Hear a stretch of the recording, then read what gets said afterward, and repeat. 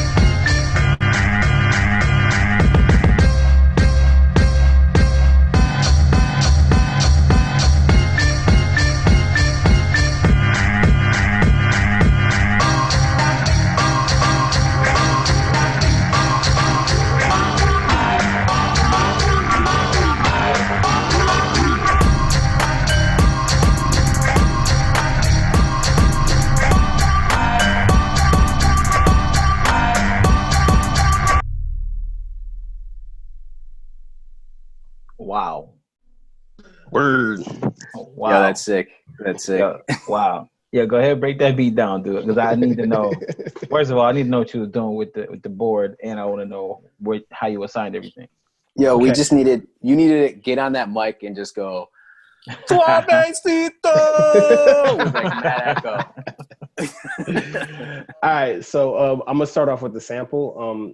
This was a song by Ros Sereysothea, and the name of the song is Jah Bong Ju Aim. I'm sure I'm pronouncing that incorrectly, but you know, unfortunately, I don't speak the language. But it's definitely a cool song. It goes something like this. So it was a really great track. I really liked it. Sweet. So I try to find a part of it that I could really mess around with. So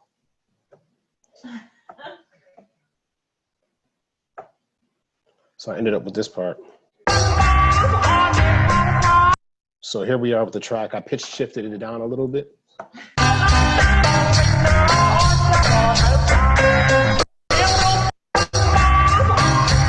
And it had all of these cool chords.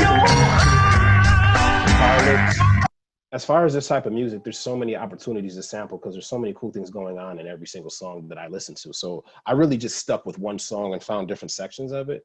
So yeah, I found this part.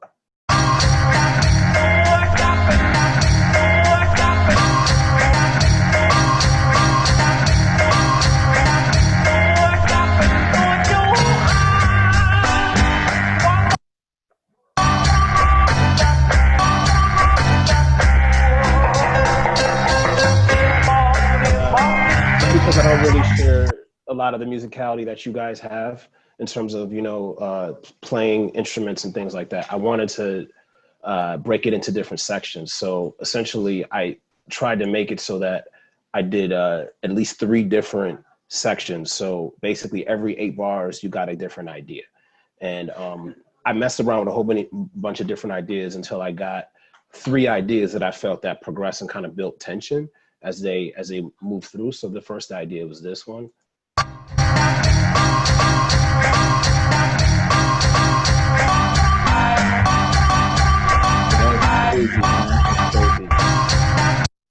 Second idea was this one.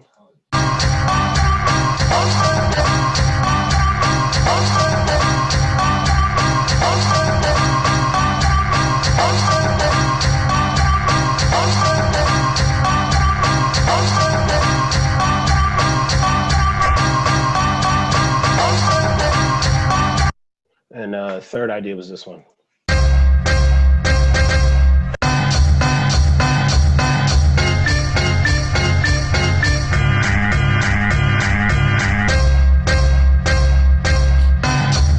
Yes.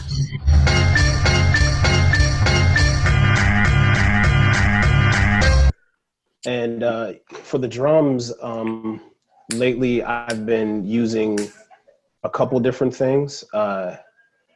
I like this VST that I found. It's really simple. It's called Drum Pro 64. It's nothing, not much to it. It's really just a bunch of drum sounds. But the drum sounds are just like extra, like crispy. It just really, really slaps, as a young boy says nowadays. So I usually grab my kicks from this and my snares. Now, the only problem with Drum Pro is that you can't pitch shift within this. And I love pitch shift. I pitch shift all my drums.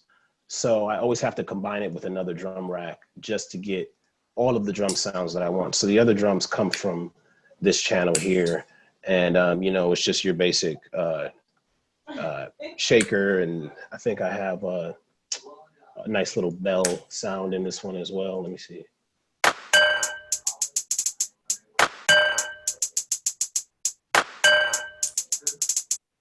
Nothing too crazy. I didn't go crazy with the drums. And then I just added a bass. And I actually added some other instruments to it, but because the sample was so crazy, I didn't, it clashed. The other sounds that I tried to add to it just felt really clashy. And I was like, you know what, I'm just gonna make this a little bit more raw and just experiment more with the chops. And yeah, that's essentially what I did. Nothing too crazy. I mean, the main thing I always say is I gotta give props to an Ableton is the simpler. The simpler just chops up your track the way you want it, and it makes it easier for me to trigger. Oh yeah, one more thing. What I was doing with the keyboard. So here I have an APC 25. It's actually not even a newer MIDI. They have newer ones that are way cooler than this. But if you look up here, I applied this frequency shifter here to the sample. So if the sample is playing,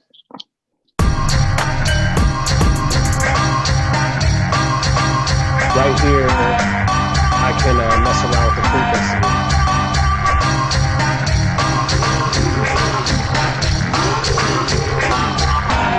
And I just have that auto track to my MIDI keyboard. So I can just add as much as I want. So I was just freaking out.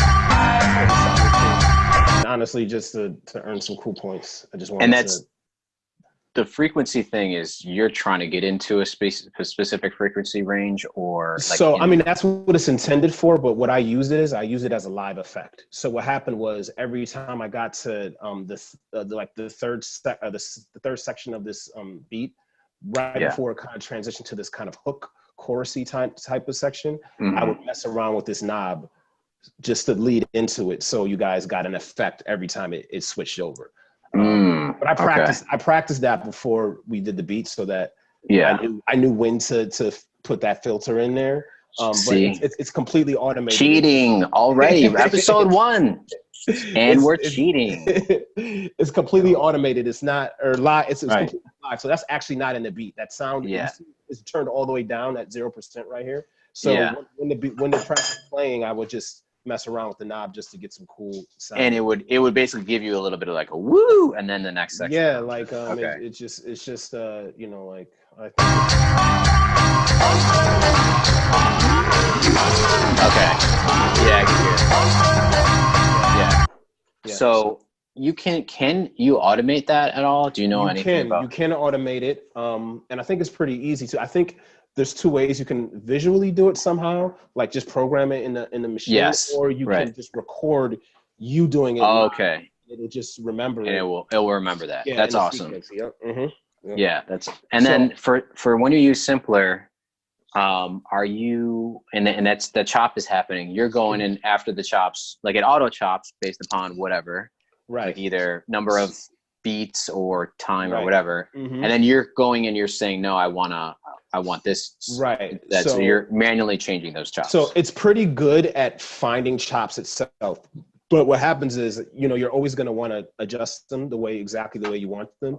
So I'll make them longer. I'll make them shorter. I'll add a chop in between a chop. I'll do whatever I want until I get the perfect chop. And it's honestly, I love it because it makes the chopping part of making a beat sometimes can take time, or it was always been time consuming, and this takes that time completely out of it. Like I can literally have a track chopped up in 3 seconds. The only problem is it's making me so chop heavy now. Like I want to get back to like, composing more melodies, types of things. I'm just having a lot of fun with the chops because it's just fun. Yeah, I find that as well happening to me with Ableton as well.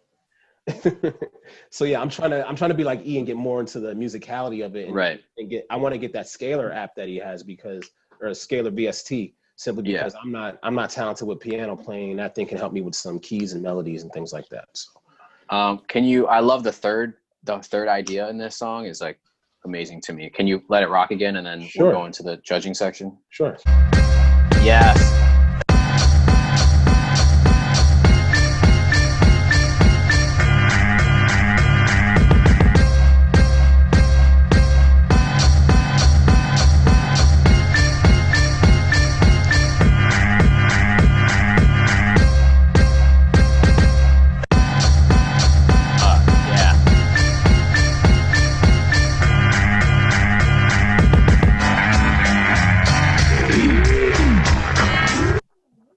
It's such an easy idea, you know what I mean? But it's awesome just because it's like so much is happening right there. It's all kind of just like one and, boom, bang, bang. Yeah, that's what fun. That marching band kind of like, Yeah. That's awesome. Yeah. I just, like I said, just playing around with variety, just playing around with vibe. But even as a rapper, I would even struggle rapping to this beat. My favorite rap beat right now tonight is yours beat, Corey, to rap to, because I started rapping in my head to your beat. And E, I was thinking of vocal melodies in yours. You like that? But this beat is a cool beat to listen to, but it'd be tough to rap to. So not all beats are meant. It's not ideal songwriting beat, but it's a cool little track. All right. Well, at least we know negative 15 points from all of that cheating going on. All right, let's go to the judging. All right.